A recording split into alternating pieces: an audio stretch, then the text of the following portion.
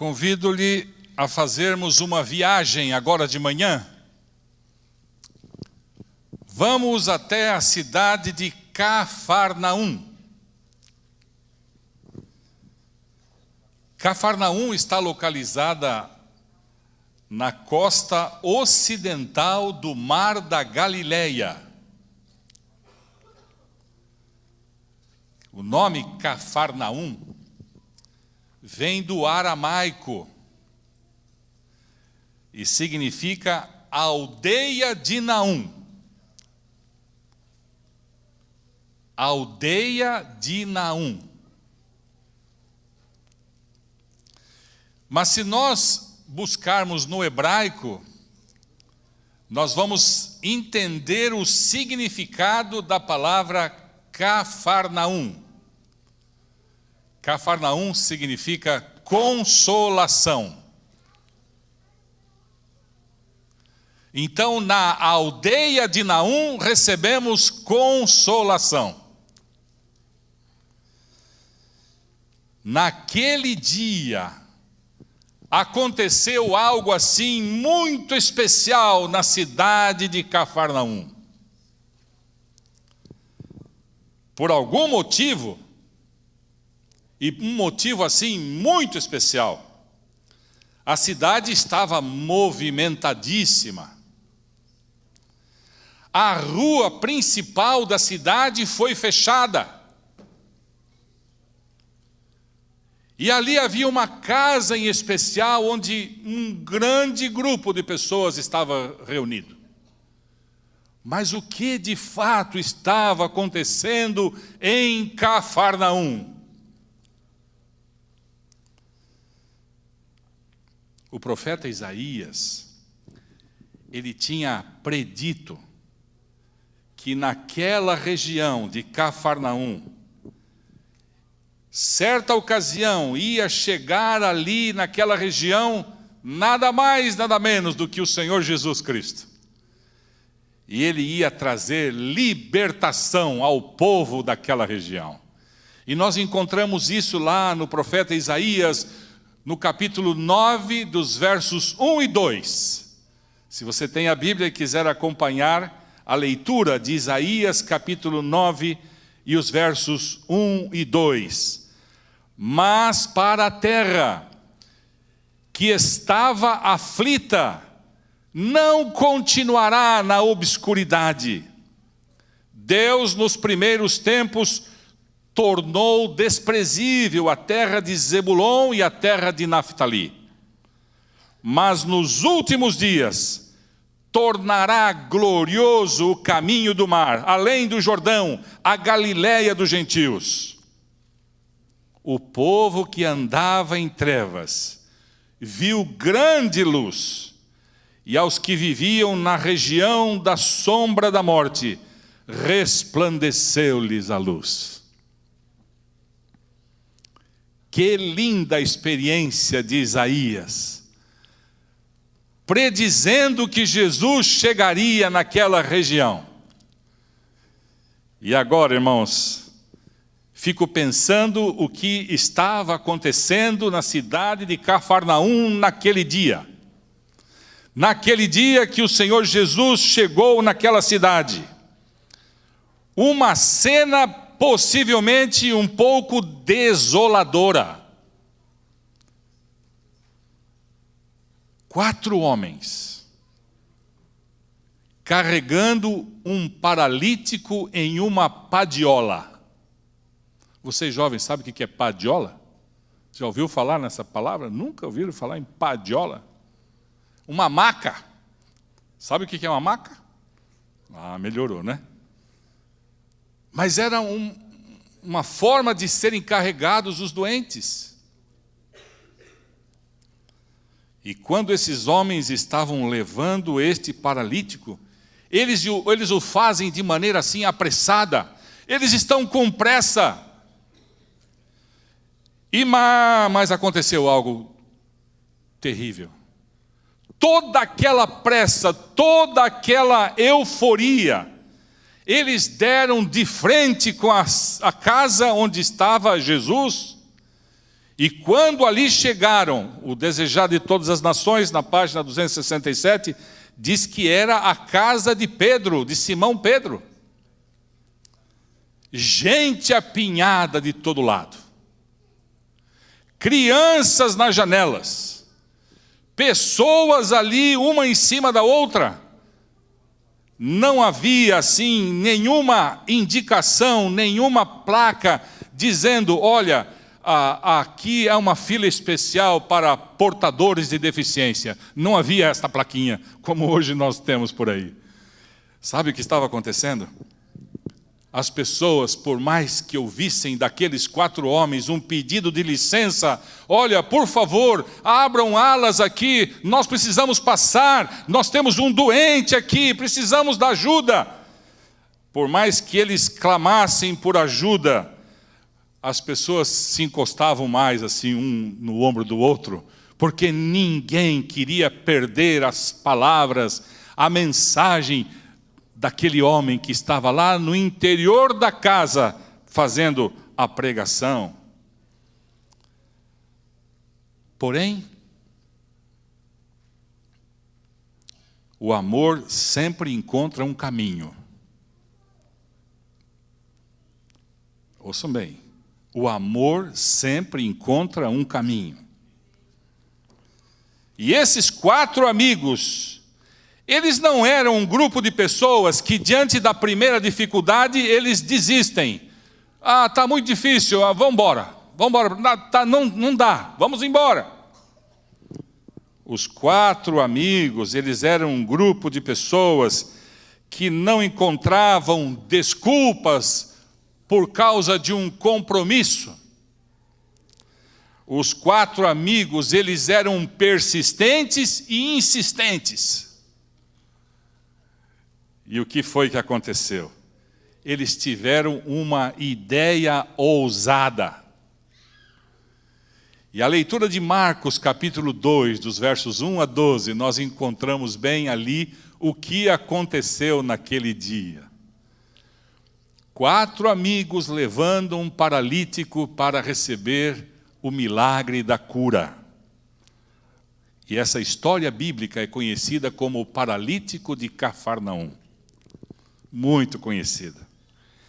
Eu queria imaginar um pouquinho com os irmãos a cena destes homens andando pelas ruas apertadas da cidade.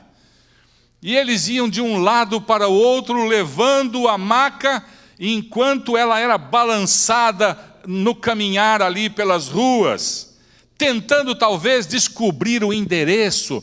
Mas onde será que é o lugar que Jesus está? E eles vinham conversando entre eles os milagres que Jesus já havia feito. Jesus dizia, ou melhor, um dos amigos dizia para o outro, olha, sabe, Jesus, ele já ressuscitou os mortos. O outro amigo dizia assim, nossa, mas ele também já curou o leproso.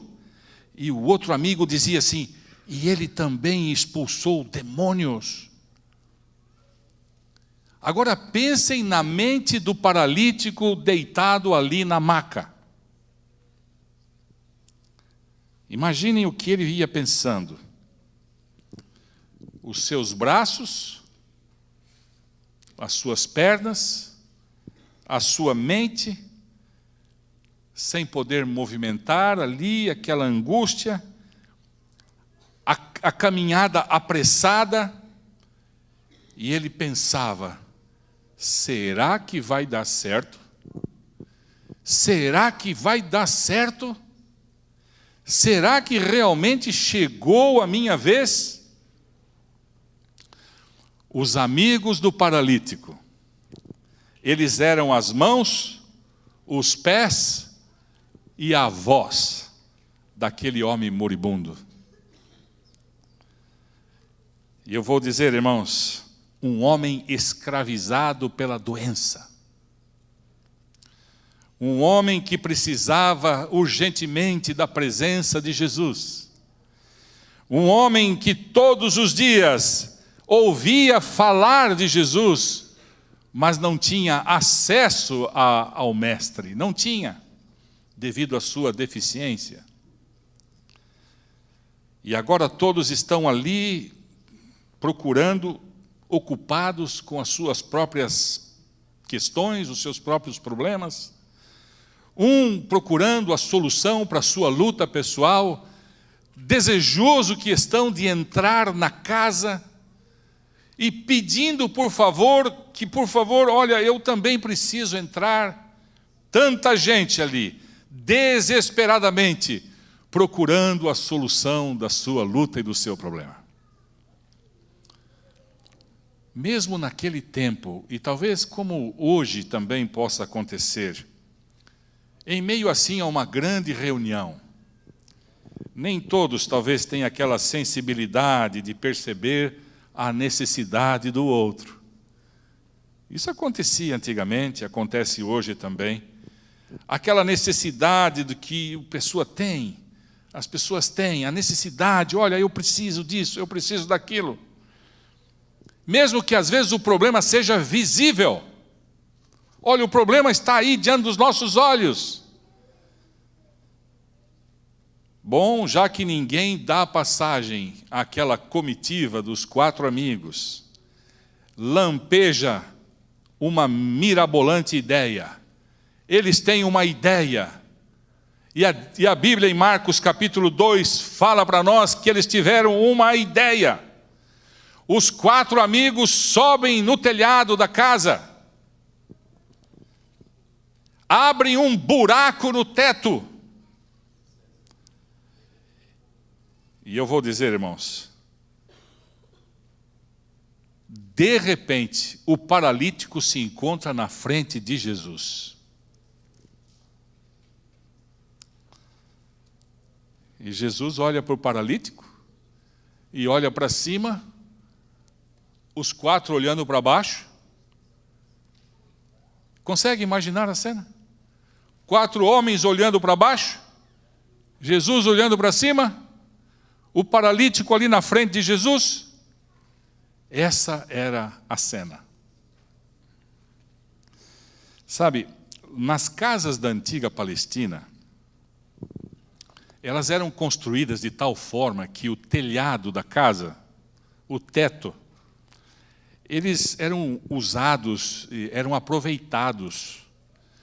Quando a gente lê o Ruth capítulo 3, a gente entende como eram feitas essas casas e a maneira como esse telhado era usado como uma espécie de eira. O que é isso? As pessoas colocavam lá o resultado da plantação, os grãos, e o vento à noite passava ali por cima do telhado e levava as cascas, o que não era usado, e ficavam somente o grão. Era então costume as pessoas subirem para o telhado, para o teto. E normalmente havia ali uma escada para poder ter acesso.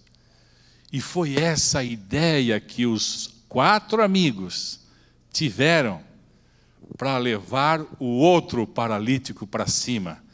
E eu fiquei pensando quando estava lendo o texto bíblico, será que levar um homem em cima de uma maca para o telhado seria uma coisa fácil? Subir pela escada e ir para cima, e como vamos fazer? Quem sobe primeiro, quem sobe depois, quem puxa daqui, quem segura lá? Imaginem a subida deste paralítico lá para o telhado. O texto bíblico nos permite fazer esses pensamentos.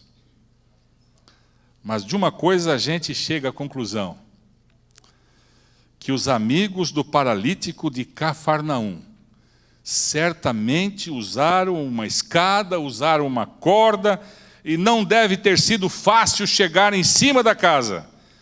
E ainda mais quando os outros que estavam ali olhavam para eles assim de uma forma incrédula, mas o que esses homens estão fazendo e aonde que eles querem chegar? E para onde eles vão com essas dificuldades próprias daquela grande missão? Do capítulo 2 de Marcos, nós temos aqui uma bela e preciosa lição. A fé exige ação. Essa é a lição que nós podemos ter. Esta é uma grande lição que todos podemos ter.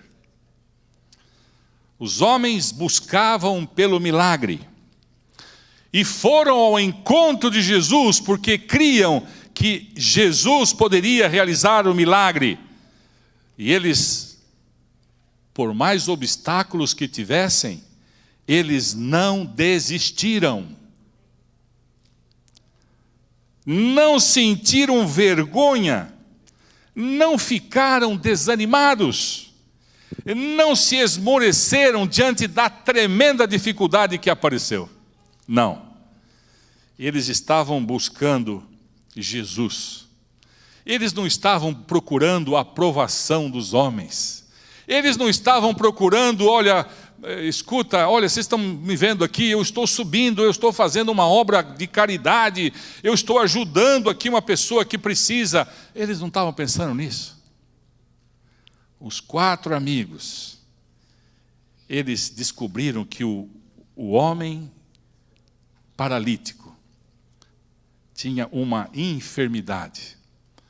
E esta enfermidade certamente era ocasionada pelo pecado. Mas a deste homem tinha mais de um problema. Não era somente a doença, mas era também a sua condição espiritual. Tinha 2 doenças então.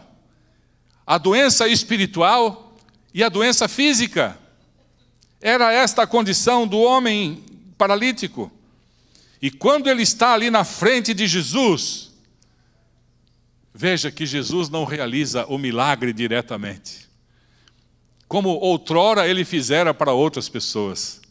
Jesus olha para o paralítico e ele diz aquela frase tão conhecida que nós já lemos várias vezes no Evangelho. Jesus disse para ele o quê? Perdoados estão os teus pecados. Nota a maneira como Jesus se refere ao paralítico. Ele precisava primeiro da cura espiritual. Antes da cura física, vem a cura espiritual. É assim que a gente aprende de Jesus nos Evangelhos. Porque o profeta Isaías, no capítulo 54, também nos ensina que Jesus veio libertar o homem de maneira integral. A libertação era completa, plena. Em nenhum outro lugar na Bíblia nós vamos encontrar alguém que pudesse realizar tamanho favor, em favor de alguém, senão em Jesus Cristo. Em nenhum outro lugar na Bíblia nós também não vamos encontrar nenhum outro momento em que Jesus não possa realizar um grande favor na nossa vida, realizando não somente a cura espiritual, mas também a cura física. Essa é a mensagem que Jesus passou naquele dia. E foi assim, meus irmãos e amigos, foi assim que o desprezível cortejo, que até há poucos instantes se encontrava numa tremenda dificuldade para entrar na casa, e em poucos instantes estava dentro da casa, na presença do homem maravilhoso, Senhor Jesus. E agora acontece ali algo assim bem especial. Naquele local também havia alguns outros homens, algumas outras pessoas, líderes religiosos, muitos deles ali ouvindo os ensinamentos de Jesus. Mas acontece que aqueles líderes, eles não tinham o discernimento espiritual das necessidades que as pessoas precisavam. Veja como a história se repete. A história vai passando. Os líderes religiosos que poderiam tanto servir a sua comunidade, eles mesmos estavam tão orgulhosos, tão assim cheios de sua capacidade, que eles não se preocupavam tanto com as pessoas necessitadas. Mas aqueles humildes homens, os 4 amigos, os 4 amigos que carregavam a maca, eles eram simples moradores lá da cidade de Cafarnaum. Eles simplesmente eram pequenas pessoas, considerando os doutos que ali estavam. Mas eles eram grandes diante de Deus. Os 4 amigos, eles eram grandes diante do Senhor. Eles não tiveram receio de se humilhar, porque eles estavam realizando uma causa muito boa. Olha, eu não estou preocupado com aquilo que pensam as pessoas. Eu não estou preocupado de saber se vão falar o que de mim. O que eu preciso é ajudar o meu amigo. O paralítico de Cafarnaum, como disse, ele estava doente por causa do pecado. Ele foi primeiramente perdoado. E em seguida ele foi curado. Foi assim que Jesus tratou aquele homem. Mas sabem os irmãos por que será que Jesus se interessou de curar este homem da maneira como fez? Eu imagino que ao estudarmos o texto bíblico de Marcos capítulo 2, é louvável, é digno de nós pensarmos, observar a fé que depositaram aqueles homens que levaram a maca lá no telhado da casa.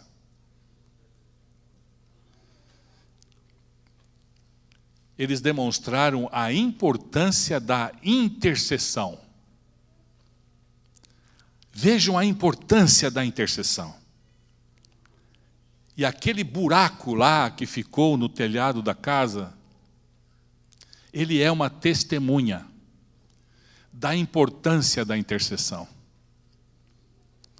Quando Jesus olhou e viu os homens que estavam ali, ele falou uma frase que o evangelista Marcos fez questão de registrar. Marcos no capítulo 2, verso 4. Notem a frase que Jesus falou e o evangelista registrou. Jesus, vendo a fé deles, disse ao paralítico: Filho, os teus pecados te são perdoados. É interessante notar que o texto bíblico não fala que foi a fé do paralítico. Perceberam isso? Não foi a fé do paralítico. Jesus não perguntou, como ele perguntara para outras pessoas: você tem fé, meu amigo? Você tem fé, meu filho? Não, Jesus não fez isso. O texto bíblico está dizendo para nós que Jesus, vendo a fé deles. Deles quem? Dos 4 amigos.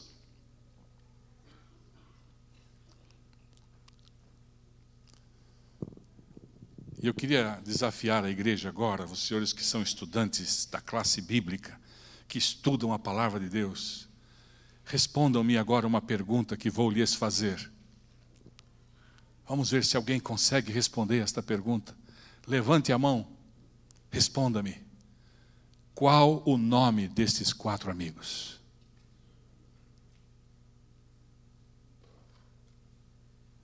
Ninguém se habilita? Qual o nome desses 4 amigos? E Júnior, o pessoal não está estudando a Bíblia. Então eu vou responder para vocês. Posso responder?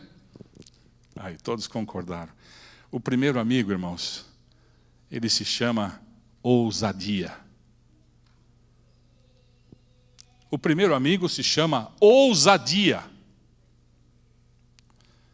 Nós precisamos de amigos indispensáveis com o nome de ousadia. Sabe o que é ousadia? A ousadia nos tira da comodidade e do conforto. É isso que o amigo faz pelo outro amigo. A ousadia é aquela qualidade de realizar atos difíceis e perigosos. Isso é ousadia.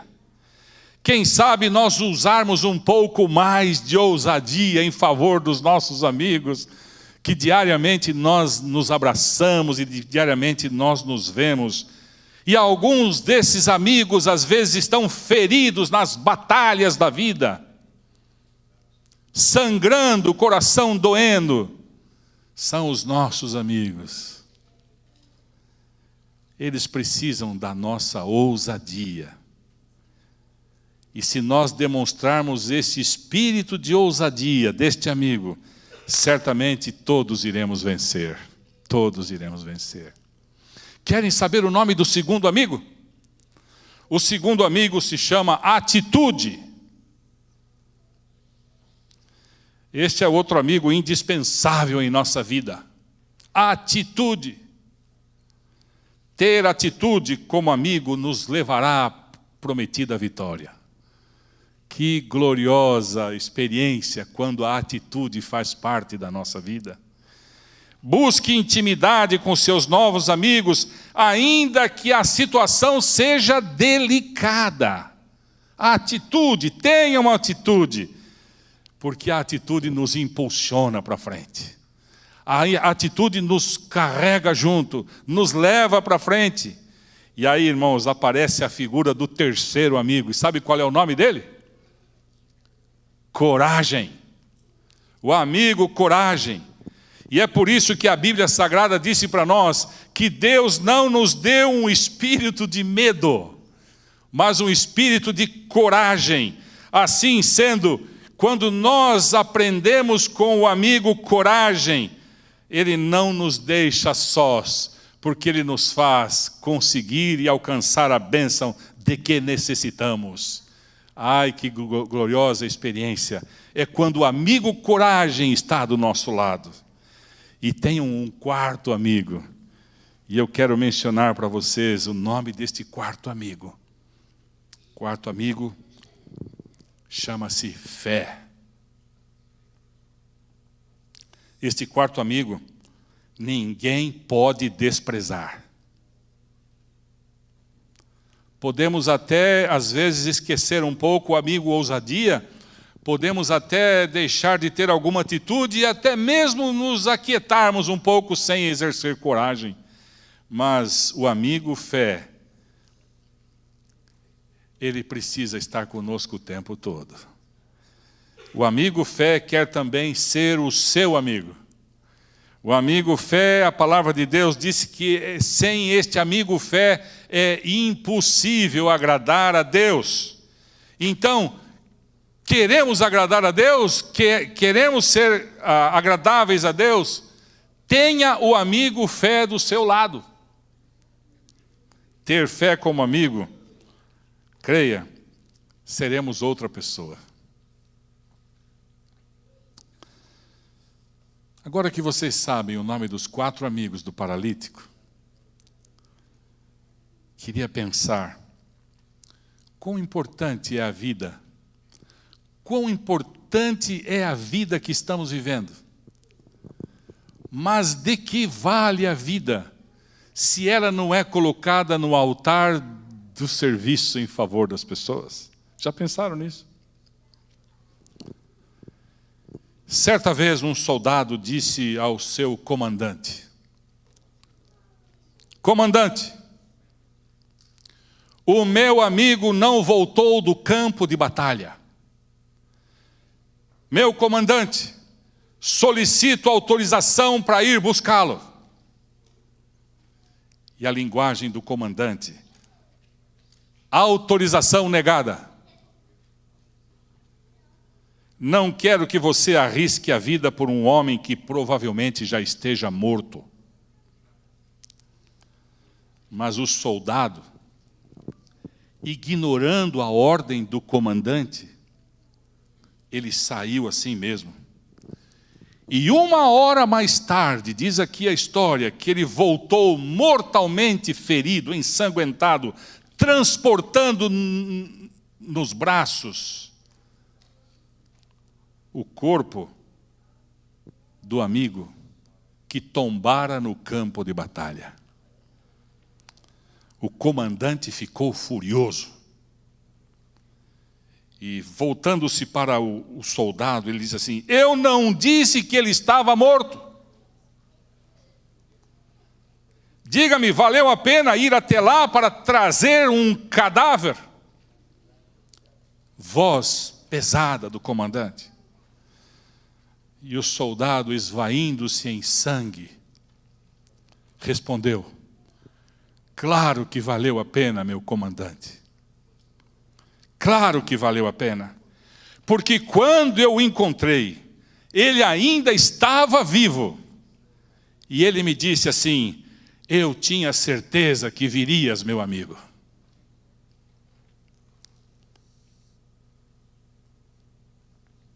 Um amigo é aquele que chega quando os outros foram embora.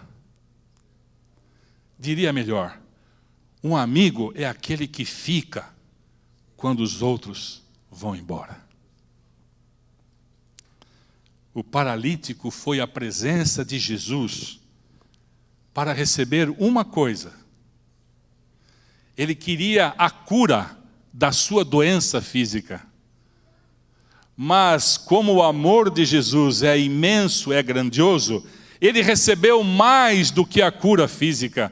Ele recebeu também a cura espiritual. Saiu de lá renovado, completamente novo. Porque quem vai à presença de Jesus nunca sai do jeito que está. Sabe, querida igreja, eu fico pensando agora na experiência do paralítico curado. O homem que entrou ali pelo telhado. O homem que desceu, talvez amarrado por umas cordas do telhado. E agora, depois que Jesus faz este milagre maravilhoso na sua vida, Jesus então disse uma outra frase para o paralítico. Ele disse assim: olha, toma o teu leito e anda. E eu fiquei assim pensando agora, os músculos retesados por anos na mesma posição. Os músculos agora começam a se soltar. Esses músculos que estavam entravados começam a reagir. Ele começa a sentir a elasticidade das veias. Começou a perceber que tinha força nos pés. Colocou-se em pé. E aquele sonho, tanto tempo acalentado do milagre, começava a acontecer. E aquele que entrou pelo telhado, sai agora pela porta principal da frente, carregando o seu, jovens, padiola, viu? Padiola. Sai carregando a padiola, a maca, leva embora a maca. Curado. Saiu ele mesmo. Não apenas porque fora curado fisicamente, mas fora curado espiritualmente. Hoje, neste culto pela manhã, deste sábado, pela graça de Cristo, pela graça que Cristo implanta na nossa alma, diz a expressão da inspiração, a graça que Cristo implanta na alma, cria o quê? Uma inimizade contra o pecado. Se alguém entrou na igreja nesta manhã, com o fardo do pecado, dilacerando a alma e o coração, a graça de Cristo é suficiente para curá-lo hoje de manhã, irmão querido. A graça de Jesus. Ela veio aqui e ela está à disposição de todos nós. Esta graça que redime, que tira o fardo pesado do pecado. E se alguém está assim um pouco carregado, porque o pecado assedia a alma e o coração, este mesmo Jesus está disposto a dizer assim: filho querido, teus pecados estão perdoados. Você crê nisso? Você que entrou na igreja hoje de manhã, você crê nessa promessa de Jesus? Teus pecados estão perdoados. Levanta-te, anda, se o pecado te prostrou e te fez cair na batalha desta vida. Que graça maravilhosa, que poder maravilhoso o Senhor Jesus oferece para a sua igreja nesta manhã. Seja Ele louvado, seja Ele engrandecido. É a minha oração por todos. Amém. Olá, queridos amigos e irmãos que nos assistiram pela internet. Estamos muito felizes porque vocês estão nos acompanhando. Torcemos para que as mensagens espirituais apresentadas aqui, os louvores que são feitos, alcancem o coração de cada um de vocês. Queremos convidá-los que no próximo sábado, às 10h45 da manhã, vocês nos acessem de novo para participar junto conosco desse culto de adoração. Também vá à nossa página no Facebook e coloque um like lá, porque assim você fica sabendo de todas as programações que acontecem aqui em nossa igreja. Enfim, que Deus abençoe a todos e que tenham um feliz sábado.